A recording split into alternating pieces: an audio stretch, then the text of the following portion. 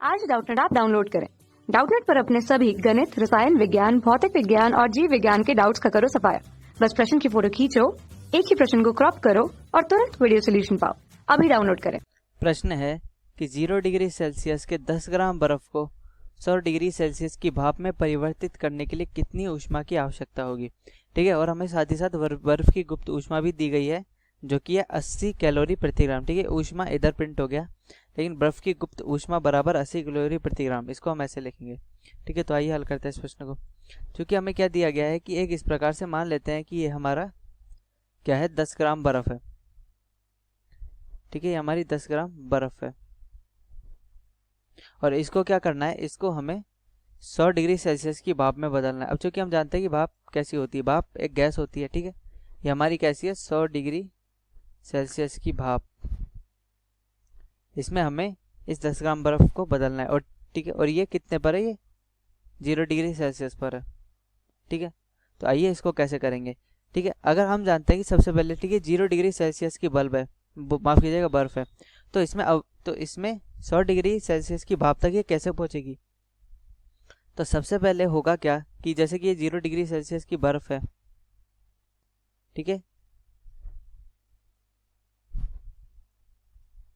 तो सबसे पहले ये बदलेगी 0 डिग्री सेल्सियस के जल में, क्योंकि हम जानते हैं कि 0 डिग्री सेल्सियस क्या होता है, बर्फ का गलन बिंदु होता है। यानी कि 0 डिग्री सेल्सियस पर बर्फ पिघलना शुरू होती है और जब तक पूरी बर्फ पिघल के जल में ना बदल जाए तब तक उसका तापमान बिल्कुल भी परिवर्तित नहीं होता। तो 100 डिग्री सेल्सियस की बर्फ सबसे पहले किस में बदलेगी, 100 डिग्री सेल्सियस की जल में।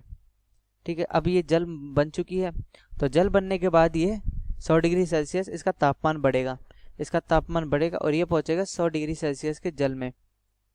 ठीक है, अब 100 डिग्री सेल्सियस इसका कौन सा बिंदु हो गया, वो इसका वाष्पन बिंदु हो जाता है। यानी कि 100 डिग्री सेल्सियस का जल क्या होता है फिर, और ऊष्मा देने पर ये भाप में परिवर्तित होने लगता है।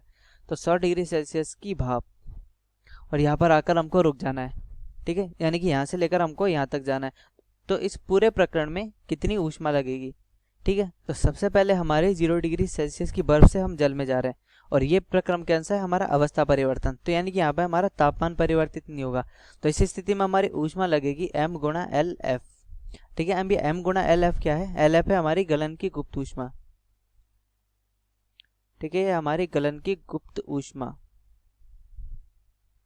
अर्थात यह है कि हम जानते हैं कि 0 डिग्री सेल्सियस की बर्फ से 0 डिग्री सेल्सियस के जल में बदलने के लिए हमें इसको कुछ ऊष्मा देनी पड़ेगी और इसको पूरी तरीके से बदलने के लिए वो पूरी ऊष्मा होती है m इंटू एल एफ के बराबर। ठीक है, तो यहाँ से एल एफ हो जाएगी कि प्रति इकाई द्रव्यमान बर्फ को जल में बदलने के लिए ऊष्मा, ये हमारी गलन की गुप्त ऊष्मा आ गई। ठीक है, और इतनी ऊष्मा देने के बाद जो 100 डिग्री सेल्सियस की बर्फ है वो जल में परिवर्तित हो चुकी है। अब आते हैं दूसरे प्रक्रम पे। ठीक है, दूसरा है हमारा 100 डिग्री सेल्सियस की जल को हम 0 डिग्री सेल्सियस के जल को हम 100 डिग्री सेल्सियस में बदल रहे हैं। तो इस स्थिति में क्या हो रहा है, इस स्थिति में तापमान परिवर्तित हो रहा है। तो इस स्थिति में ऊष्मा लगेगी ms डेल्टा टी। ठीक है, चूंकि हम जानते हैं कि ताप परिवर्तन के लिए हमें जो ऊष्मा देनी पड़ती है वो ms डेल्टा टी से लिखी जाती है। और तीसरा प्रक्रम है हमारा 100 डिग्री सेल्सियस के जल से 100 डिग्री सेल्सियस की भाप। तो इसमें भी ऊष्मा उसी प्रकार लगेगी जिस प्रकार पहले प्रक्रम में लगी थी, पर इसमें लगेगी MLE। और LE क्या है, हमारी वाष्पन की गुप्त ऊष्मा। ठीक है, जैसे कि इधर बर्फ को गलाने के लिए हमने ऊष्मा दी थी, वैसे इधर जल को भाप बनाने के लिए ऊष्मा देंगे। तो ये हमारी होगी वाष्पन की गुप्त ऊष्मा। तो अर्थात दी जाने वाली हम कुल ऊष्मा कैसे लिखेंगे। ठीक है, तो दी जाने वाली कुल ऊष्मा में Q के बराबर लिखता हूँ, तो हमारी Q1 plus Q2 plus Q3। तो Q1 है हमारा LF, माफ कीजिएगा MLF, ये हमारा हो गया ms डेल्टा टी,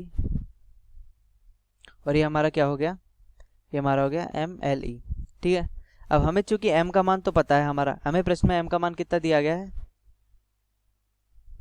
ठीक है, m का मान दिया गया 10 ग्राम। अब चूंकि हमें बाकी मान, अब हम देखते हैं कि हमें बाकी मान पता है क्या। अब चूंकि LF हमारा क्या है, गलन की गुप्त ऊष्मा, और जिसका प्रश्न में मान दिया गया है बर्फ की गलन की गुप्त ऊष्मा। ठीक है, यह है 80 कैलोरी प्रति ग्राम। ठीक है, जो गुप्त ऊष्मा लिखी है बर्फ की, ये हमेशा बर्फ की गलन की गुप्त ऊष्मा होती है।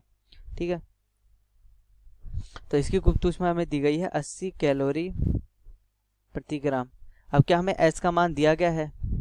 ठीक है, एस क्या होती है हमारी, एस होती है हमारी विशिष्ट ऊष्माधारिता। ठीक है, और ये जल के लिए होता है 1 कैलोरी प्रति ग्राम। ठीक है, जल की विशिष्ट ऊष्माधारिता होती है।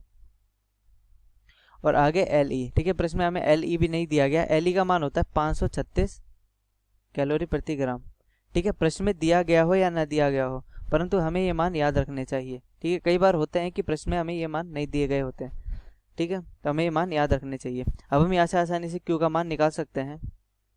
तो क्यू बराबर क्या होता है, 10 ग्राम गुणा 80 प्लस 10 गुणा माफ कीजिएगा, ये तो 1 होगा, 1 गुणा 100। ठीक है, तापमान कितना परिवर्तन हो रहा है, 100 में, और ये होगा 10 गुणा 536।